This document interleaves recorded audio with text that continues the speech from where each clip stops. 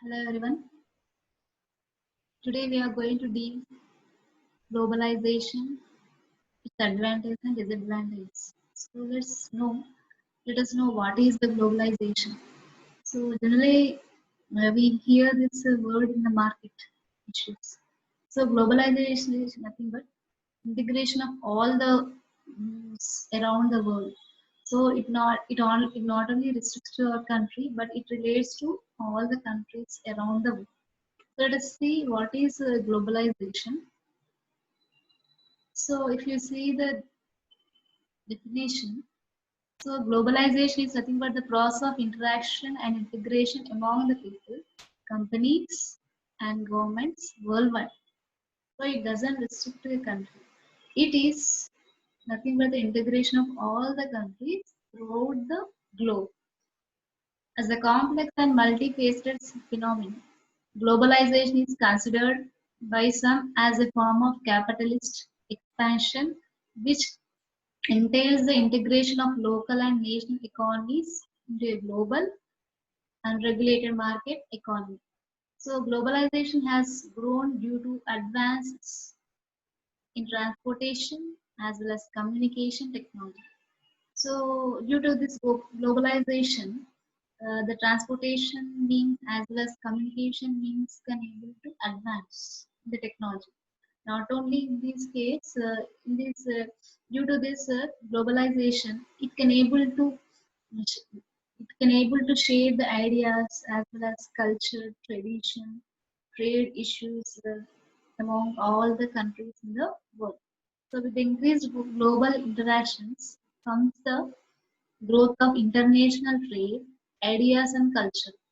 So it is primarily an economic process of interaction and integration that is associated with social as well as cultural aspects.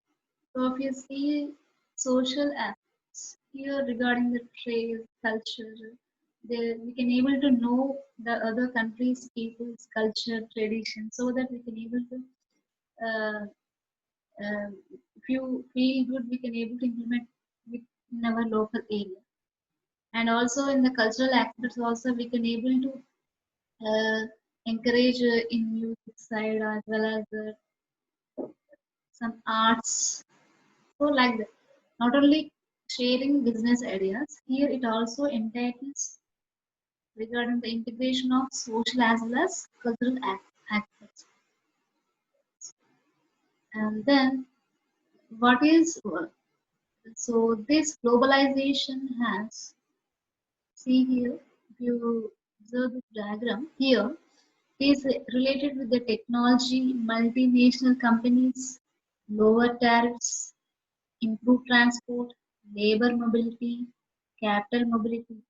So it is so the globalization can possible it is going to have when we are going to have good technology. So globalization can able to enhance the technology. For example, if globalization there is not the sharing and integration of all the areas and views among the country, so that we can able to develop the technology by sharing the ideas. And similarly, we can able to have the multinational companies in our local country also. And here it can able to mobilize the capital within the country as well as outside the country.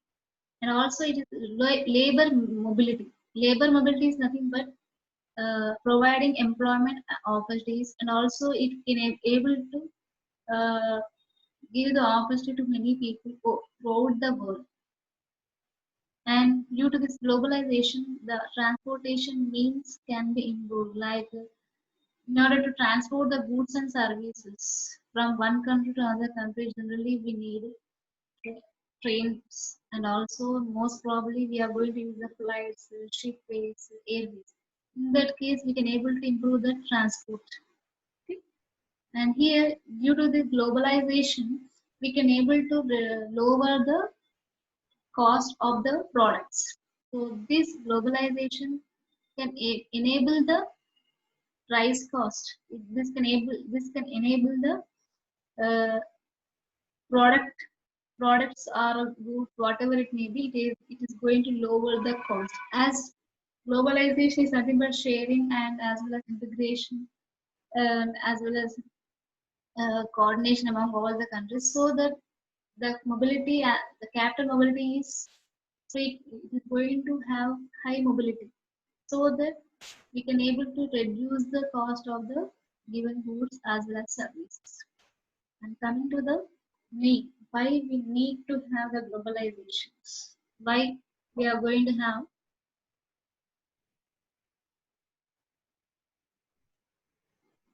So here, need for globalization.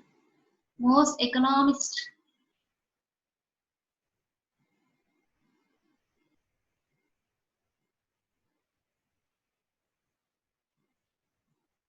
Most economists agree that globalization provides a net benefit to individual economies around the world by making markets more efficient, increasing competition, as well as limiting military conflicts and also spreading wealth more equally around the world. This is most important point why we are going to have the globalization. That is nothing but it is going to increase the capital, as well as it is going to limit the country conflicts from one. It is going to reduce the conflicts between one country to another country, and also it can able to ensure the friendly relations between one country to another country. So it also spread the wealth equally around the world. And here, some if you consider the causes of globalization, here are some few points. It is which relates to the cause of globalization. Trade, multinational production, as well as international finance leads to the cause of globalization. So trade is nothing but here the goods which are going to produce in our country are going to export to other country, or the goods which are not available in our country, or the commodities which are not available in country, we can able to import from other countries. This is nothing but the trade, export and import. Multinational production. The goods can also provide over throughout the worldwide production, and international finance can be developed. And then coming to the advantages or benefits of the globalization, here are some points. So generally, due to this globalization, it's going to access new cultures and makes it easier than ever to access foreign culture, including food, movies, music, etc. So here the spread of technology as well as innovation. So coming to food, if, for example, if in our local area, if you see the Chinese food, the noodles example, it is nothing but due to globalization, we are going to know the food items of other countries, and then we are going to implementing in our country. And regarding movies, Hollywood movies, music, Western music, and regarding art, so we can develop these areas. Okay, it can able to access the new cultures in these areas, and also it enables the spread of technology as well as innovation. Okay, and then it can able to reduce the cost of the products, higher standards of living across the globe. It access the new markets as well as it access the new talent. So new talent here, it encourages the producers and consumers to benefit from deeper division of labor and economies of scale. So competitive market reduce monopoly profits and incentives business to seek cost reducing innovations. So here it also enhances the growth of individual income, that is per capita income. Okay, so these are some of the advantages of the globalization. It is going to increase the awareness among the consumers from climate change and also wealth income equality. and it due to this globalization, it can able to of open up of all the capital markets, allowing developing countries to borrow money to over a domestic savings gap. So this is very important. So due to this globalization, it can able to have there is a there is a chance for the developing countries to borrow money whenever there is a, there is a domestic savings gap. And then coming to the disadvantages, inequality. So as long as you have merits, we can also have some disadvantages due to this globalization. In that first case, inequality. Ine- Inequality. So globalization has been linked to rising inequalities in income as well as wealth.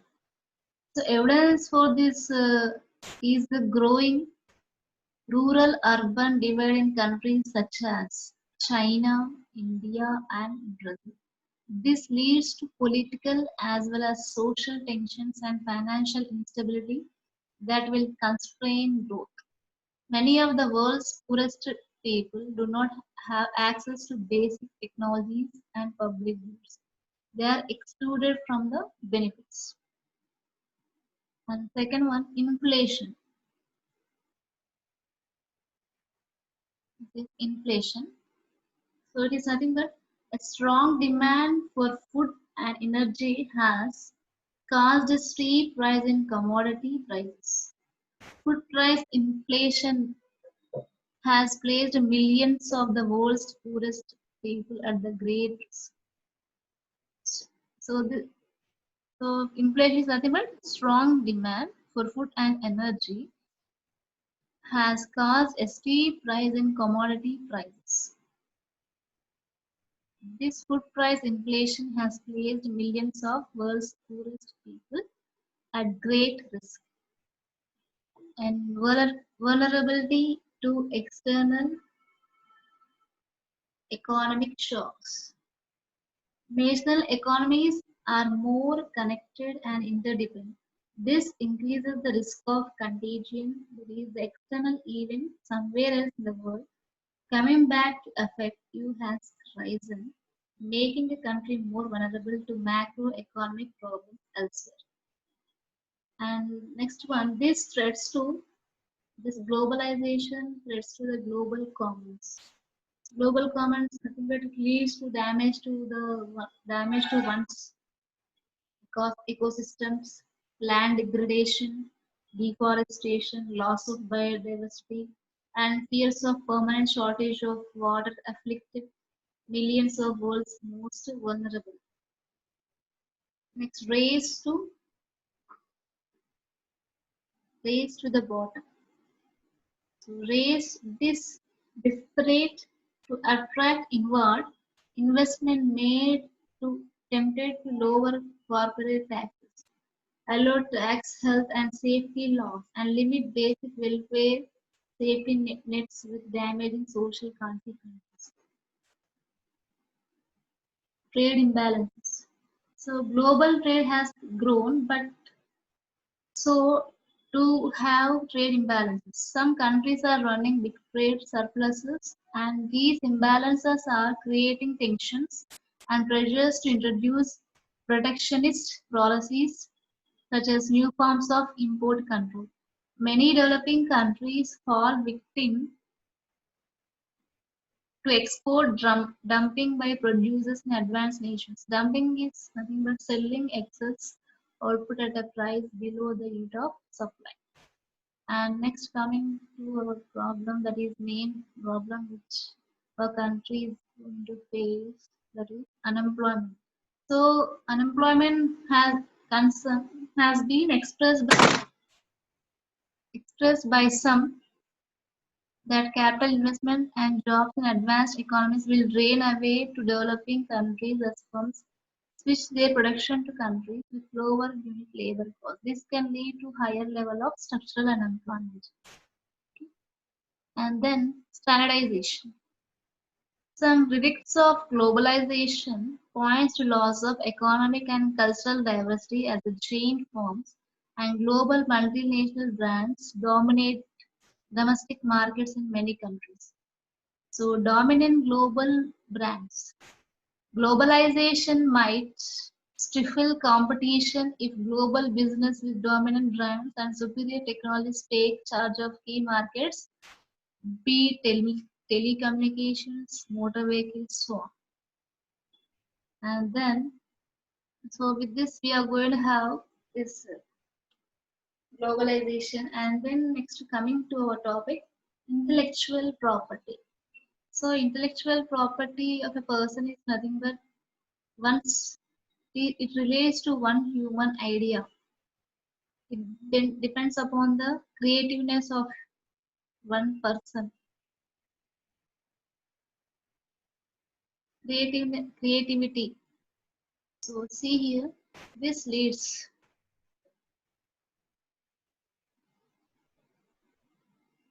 creativity due to creation. If the creation is going to apply and the application is going to have some product, if you apply any idea, it results some new product. Okay, and the product is going to save by giving some patent right. If you earn good patent right, then it leads to successful business. This leads to the, let us see, this intellectual property rights includes patents, copyrights, individual design rights, trademarks, plant variety rights, trade dress, geographical indications, and in some jurisdiction trade secrets. Okay, so here, so intellectual property is nothing but a category of property that includes the creations of the human intellect, and some countries recognize more than others. So the most well-known types are copyrights, patents, trademarks, and trade secrets. But the modern concept of intellectual property developed in England. The main purpose of intellectual property law is to encourage the creation of world is to encourage the creation of a wide variety of intellectual goods. To achieve this, the law gives the people and business property rights to the information and intellectual goods they create, usually for a limited period of time. This gives economic incentive for their creation, but it allows people to profit from the information and intellectual goods they create. These economic incentives are unexpected to stimulate innovation and contribute to the technological progress of countries, which depends on the extent of protection, protection granted to innovators. See why the intellectual properties are important. What is the importance? What is the significance? We observe, see here, it is nothing but strong and enforced intellectual property rights protect consumers and families. Strong IP rights help consumers make an educated choice about the safety, reliability, and effectiveness of their purchases. Enforced IP rights ensure products are authentic and of high quality that consumers recognize and expect. So, so with this here, this intellectual property is, for example, see here, this unlike traditional, the intangible nature of intellectual property presents difficulties when compared with the traditional property like land or goods. Unlike traditional property, intellectual property is indivisible, since an unlimited number of people can consume an intellectual good without it being depleted. Additionally, investments in intellectual goods suffer from problems of appropriation. A landowner can surround their land with a robust fence and hire armed guards to protect it. But a producer of information or literature can usually do very little to stop their first buyer from replicating it and selling it at a lower price. So balancing rights so that they are strong enough to encourage the creation of intellectual goods but not so strong. They are prevent the goods wide use is the primary focus of modern modern intellectual property law. Modern intellectual property law. So it's not only the creation, but there is it relates to one's idea saving. So it also nothing but it is without other person representation. We have to represent our idea by taking taking in a copyright so that we can have a right to sell our product. So it is authentic. Our idea or whatever the creation of our is, it is an authentic so that consumers can able to use our products. So with this, I'm closing this section.